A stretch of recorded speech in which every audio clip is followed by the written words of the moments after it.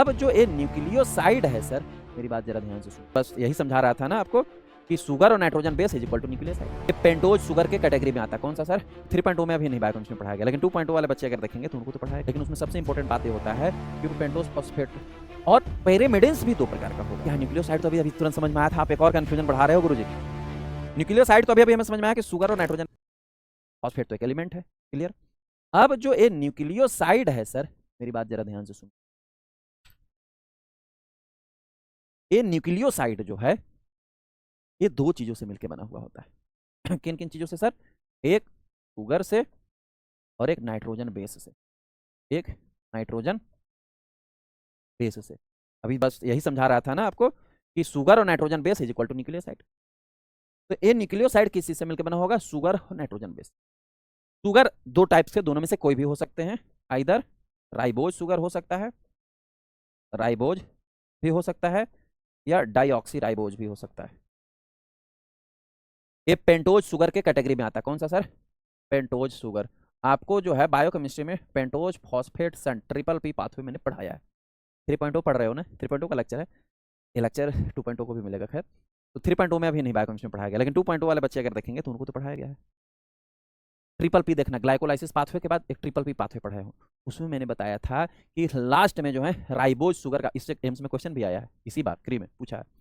ये जो triple P pentose phosphate pathway जिसको हम बोलते हैं, उससे जो है लास्ट में राइबोज शुगर का फॉर्मेशन होता है। उस पेंटोज फॉस्फेट जो मेटाबॉलिक पाथवे, उसमें कोई एनर्जी का प्रोडक्शन नहीं होता, लेकिन उसमें सबसे इंपॉर्टेंट बात ये होता है कि वो पेंटोज फॉस्फेट पाथवे में जो है राइबोज, राइबुलोज या राइबोज कहो, राइबोज शुगर का फॉर्मेशन होता है। और ये राइबोज शुगर क्या करता है सर? ये राइबोज शुगर जो है वो डीएनए को बनाने में, तो क्वेश्चन अभी आया था।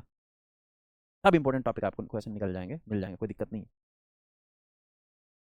दूसरा आता है सर नाइट्रोजन बेस।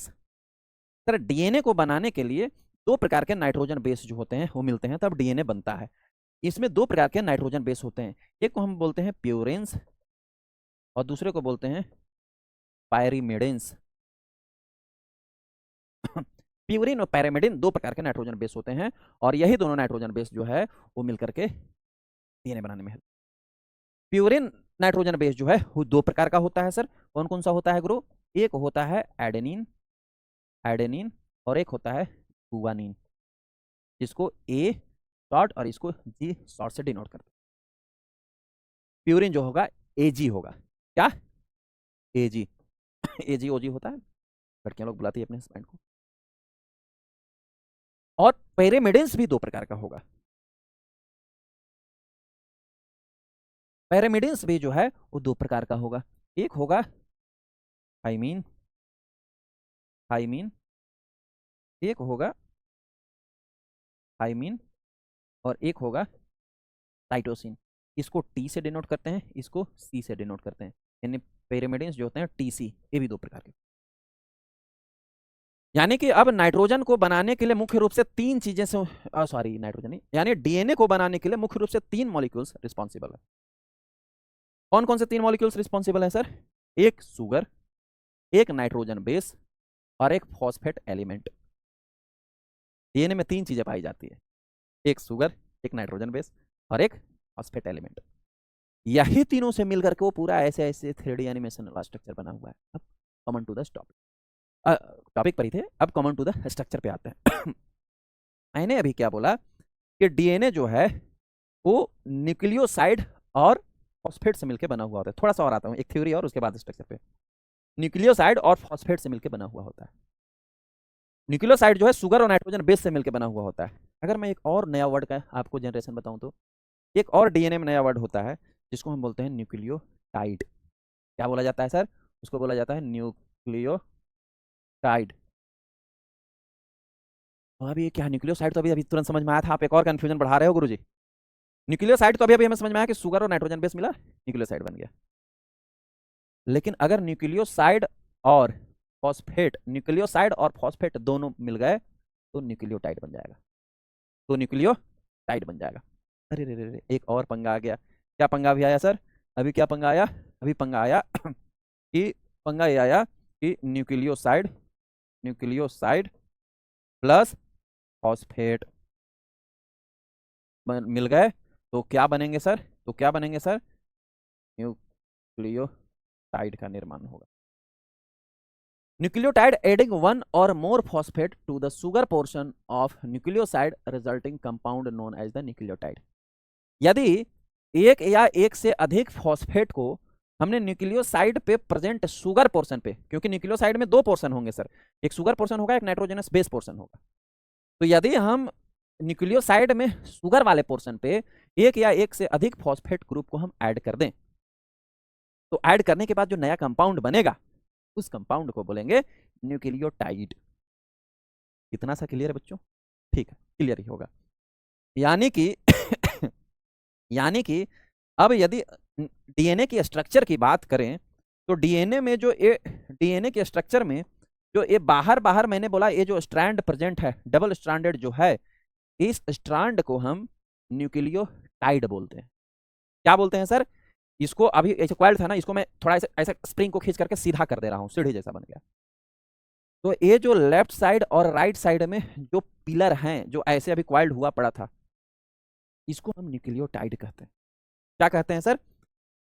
इसको हम न्यूक्लियोटाइड कहते हैं। और ये न्यूक्लियोटाइड किस चीज से मिलकर बना हुआ है? न्यूक्लियोसाइड और फॉस्फेट से। ये किस चीज से मिलकर बना हुआ है सर? ये जो है ये न्यूक्लियोटाइड किस चीज से मिलकर बना हुआ है सर? शुगर और फॉस्फेट से। तो इस दोनों में जो है शुगर और फॉस्फेट दोनों प्रेजेंट होंगे, क्योंकि फॉस्फेट जो है शुगर वाले पोर्शन पर ही अटैच था न्यूक्लियोसाइड से। ठीक, यानी ये जो दोनों डंडा है इस डंडा में मुख्य रूप से शुगर और फॉस्फेट प्रेजेंट होगा। और यही शुगर और फॉस्फेट जो होता है, it is a backbone of DNA. ये क्या है सर? यही शुगर और फॉस्फेट जो है डीएनए का बैकबोन होता है। अब फॉस्फेट जो था वो शुगर वाले पोर्शन पे न्यूक्लियोसाइड का मैच हुआ था, तब ऐसा सीढ़ी बना दिया जो न्यूक्लियोटाइड हो गया। लेकिन न्यूक्लियोसाइड में एक पोर्शन तो और भी अवेलेबल है, लेकिन न्यूक्लियोसाइड में अभी शुगर वाला पोर्शन जो था, राइबोज ये शुगर वाला पोर्शन था, इसके साथ ये फॉस्फेट अटैच हुआ है। लेकिन ये शुगर वाला पोर्शन, दोनों में से जो भी शुगर है, उस शुगर वाले पोर्शन से फॉस्फेट अभी अटैच हुआ है, लेकिन एक पोर्शन अभी नाइट्रोजनस बेस तो अभी भी ओपन है। तो ये जो नाइट्रोजनस बेस होता है सर, वो डीएनए के बीच में होता है। ये आपको दिख रहा है ए और टी सी और जी लिखा हुआ। नाइट्रोजनस बेस जो होता है न्यूक्लियोटाइड के बीच में प्रेजेंट होता है, बैकबोन के बीच में प्रेजेंट होता है, और दोनों के दोनों जो स्ट्रैंड हैं, दोनों के दोनों स्ट्रैंड हैं, उनको जकड़े हुए रखने में हेल्प करता है। कौन? Nitrogenous base. अब मैंने बोला कि डीएनए में दो प्रकार के नाइट्रोजनस बेस होंगे, purine as well as pyrimidine. तो इन दोनों नाइट्रोजनस बेस के, प्यूरिन एंड पिरिमिडिन, दोनों की पेयरिंग होती है, दोनों का जोड़ा बनता है, तब जाकर के जो है ये स्ट्रैंड ऐसे बंधा हुआ है। ये जो जोड़ा बनता है, इस जोड़े को हम बेस पेयरिंग बोलते हैं। क्या बोलते हैं सर? बेस बेस पेयर बोलते हैं या बेस पेयरिंग बोलते हैं। क्यों? क्योंकि नाइट्रोजन बेस का पेयरिंग हुआ है। अब इसका रूल होता है बेस पेयरिंग का। क्या बेस पेयर का रूल होता है?